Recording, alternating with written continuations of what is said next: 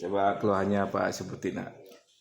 Ya tadi keluhannya tuh kadang sering sakit bahu dari sini sampai sini tuh. Dan itu pun kasusnya nggak tentu gitu kenapa bisa terjadinya tuh. Tapi yang sering kerasa itu tiba-tiba kalau pas lagi naik motor nggak ada angin, nggak ada hujan, tiba-tiba kerasa ketarik gitu bahu tuh. Gitu. Ya nanti mudah-mudahan setelah dipijit ada perubahannya. Baik, selamat malam Caca dan juga pemirsa. Dengan sebelumnya Barreskrim Polri telah resmi menyerahkan berkas penyidikan terkait dengan kasus dugaan penistaan agama yang dilakukan atau yang melibatkan pimpinan Polri. Dulu sering main ke Pak. Yakni Haji Gumilar. Rasain itu. Berkas yang dilakukan dari Barreskrim Polri sudah dilakukan dari tanggal 16 Agustus kemarin tepatnya pada sakit ya? 10 pagi. Berarti beneran cedera bahu. Dari tim penyidik Barreskrim Polri ke Kejaksaan Agung ini usai dilakukannya atau kalau nggak cedera bahu nggak sakit Pak. Contoh ini aja nih. saksi dan juga Tuh kan? 18 orang saksi Hari-hari. dan hingga kini bahwa Kejaksaan Agung memang dikabarkan telah menerima berkas penyidikan tersebut. Kejaksaan Agung sendiri telah menyiapkan sebanyak 15 jaksa peneliti yang nantinya akan memeriksa berkas penyidikan tersebut selama 14 hari ke depan. Ini yang akan diperiksain baik syarat formil maupun juga syarat material terkait dengan berkas penyidikan tersebut. Dan nantinya apabila dianggap sudah Pak Budi dulu ini Pak. nantinya tim penyidik waktu ngangkat pot itu cara menjepit. kedua.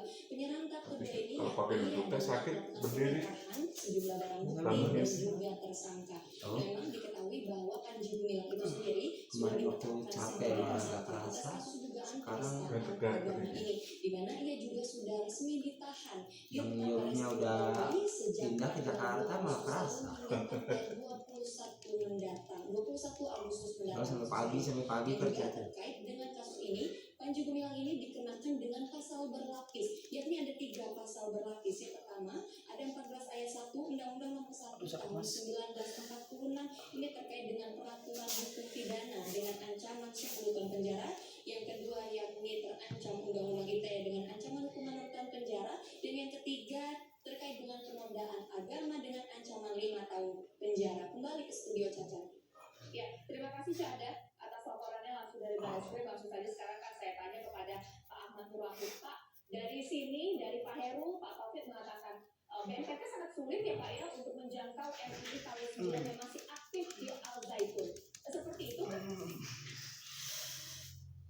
Begini, kalau masalah Al Zaitun ya itu memang tadi dikatakan oleh Pak Taufik Hidayat harus dipisahkan dengan NII. Ya, NII Makasih Pak. Untuk konteks Al Zaitun kita serahkan sepenuhnya kepada penyidik Barreskrim Polri. Ya, dalam proses ya penegakan hukum, baik itu nanti terkait dengan kasus penistaan agama yang sekarang berkata sudah dilimpahkan ke kejaksaan ataupun pengembangan pasal-pasal kasus yang lainnya, ya ini kita serahkan. Tapi dalam konteks untuk NII secara keseluruhan, ya sekali lagi bahwa NII ini meskipun dulu pernah dikategorikan sebagai teroris karena pemberontakan DITI yang dipimpin oleh Pak Mari dan Kartosuwiryo, ya, tetapi saat ini kategori NII ini masih dalam kategori PTKI no teroris ya. Nah, ayo tuh polisi nanti tewak gara-gara eta penangkapan. Perubahan tatanan sosial politik Ini apa? yang sudah menjadi konsensus dalam konteks itu. Anu teroris TKI nah jadi anu tiru polisi anu terkait. Gimana ini Jeung penangkapan teroris eta. pendidikan negara agama ini merubah sistem negara. Bahasanya teh Inilah masuk dalam kategori anggota polisi terkait teroris. ya. Untuk NII itu sendiri ya belum Orang lupa dia kena pengaruh Pak. Ya, kadang-kadang mengalihkan isu Pak. Iya. Ah, takutnya gitu juga. Mengalihkan isu masalah IKN, masalah pemilihan. Jadi nanti penyoblosannya balik lagi zaman Soeharto.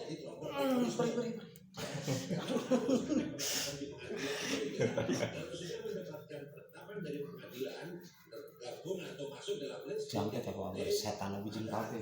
Setan naon. Undang-Undang Pemberantasan Tindak Pidana Terorisme Undang-Undang Nomor 5 tahun 2000. Gara-gara di leher itu Jumatan. Yang jadi selama ini kami dalam penanggulangan radikalisme terorisme ini, ya, sebagaimana amanah undang-undang harus melakukan secara holistik dari hulu sampai hilir. Hulunya yaitu radikalisme ini atau paham yang menjiwai semua aksi terorisme, termasuk dalam hal ini NI, itu pendekatannya pencegahan, yaitu melalui soft approach, mulai dari kesiapsiagaan, kemudian kontra radikalisasi, yang berisi kontra narasi, kontra propaganda, kontra ideologi, dengan memutus jalur propaganda terutama dunia maya, memutus jalur kaderisasi, lembaga pendidikan dan sebagainya, memutus jalur logistik. Lalu kalau mereka sudah masuk bergabung dengan jaringan teror, misalnya Jamaah Islamiyah, Jamaah Ansarud Daulah, Jamaah Ansarut Tauhid, Mujahidin Indonesia Timur dan lain sebagainya, baru bisa. Terima kasih. Terima kasih. Kita tunggu nanti langkah dari BNPT seperti apa. Saya kepada Pak Heru lagi nanya, Pak, kalau tadi Bapak bilang masih banyak yang sebenarnya mau melepas baiatnya. Sebentar, XNI KP9 Panji Gumilang atau jangan-jangan yang masih aktif juga punya keinginan pernah ngabarin Bapak juga mungkin Kak untuk take and keluar nih gitu. Nah, gimana? Kalau yang masih aktif, kalau di teritorial saya tidak mengenal lagi. Nah, akan tetapi kalau yang masih aktif di Al Zaitun, saya masih mengenal. Kalau di Al Zaitun ini kan mungkin ada unsur karena masalah ekonomi ya. Jadi di rata-rata ini ya karena kebingungan saja. Kalau keluar dari Al Zaitun karena sudah terlalu lama di Al Zaitun, dia sudah tidak punya pekerjaan lagi. Pertama dia masuk Al Zaitun dia sudah ada 20-an tahun. Dia kalau keluar dari Al Zaitun dia mau kerja apa? Umur sudah tua, mau melamar kerja sudah susah. Hanya itu sebetulnya kalau ada jaminan untuk pekerjaan yang lain mungkin yang bisa menyelamatkan keluarga mungkin akan bayar lagi semuanya. Pak Taufik ini kan sudah berjalan ya. Oke lah ada aturan hukum dan lain-lain. Tapi kalau memang sekarang lagi pemimpinnya lagi berkasus, kenapa tidak masuk saja BNPT? Selamatkan yang mau diselamatkan seperti apa? Iya, jadi begini, masalah ini kan sebenarnya masalah pidana umum yang biasa aja, misalnya mereka menipu, mencuri, ya, atau yang paling hebat pernah ada perampokan gitu. Jadi jauh dari aksi yang disebut dengan terorisme. Jadi hanya gangguan keamanan biasa. Belum pernah ada satupun anggota aktif NI KP9 yang berpikiran radikal sampai melakukan aksi teror.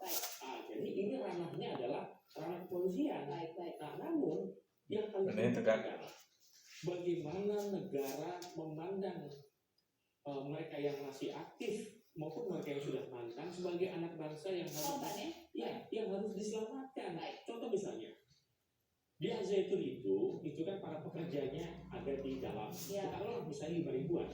Nah, di luar ini istri-istri anak mereka itu jumlahnya puluhan ribu. Ini harus dirangkul. Jadi saya harap Pemkab Indramayu atau kita semua mendatangi mereka-mereka dengan mulai ya Pak ya. ya kita rangkul, bawain sembako, bawain hal-hal yang bisa mensejahterakan mereka karena mereka hidupnya sangat menderita. Dan nanti anak bangsa momentum 17 Agustus ini ya jangan memandang Al Zaitun ataupun NI KP9 sebagai musuh. Mereka sebagai anak bangsa yang harus diselamatkan gitu. Harapannya dengan pendekatan itu Di nama Indramayu itu penghasil minyak tapi masyarakatnya miskin. Angkat usaha dia. Minyak ini tambangnya diakutin sama pemerintah. Satu lagi juga informasi lain yang saya berikan untuk Anda khususnya mengenai Kami sakit ya. pemirsa ini ada kasus-kasus sejumlah kasus Sakit lain nggak, yang Kang? saya berikan untuk Anda pemirsa sejumlah itu. Ada nggak ya? Sedikit.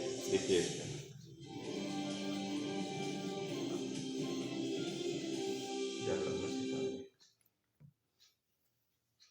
Udah rasa sakit kayak waktu pertama itu kan. Sampai sini bisa tapi nggak apa-apa. Gitu.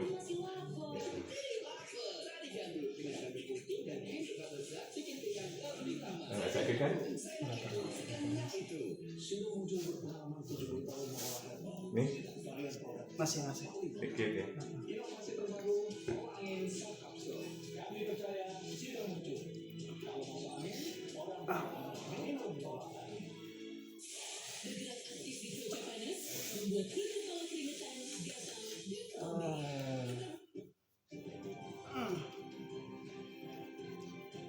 Mana tuh? Mobil kan mau dimai sakit tuh. Yang mana? Ini. Di sini. Tahu. Perih.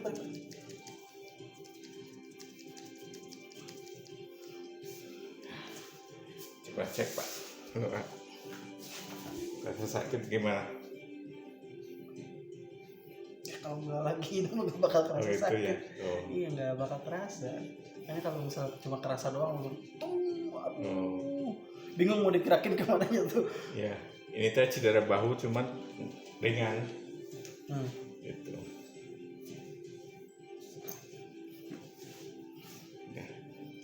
Udah berkurang ah? Lumayan sih kalau. Nggak Lemes. kayak sebelumnya ya?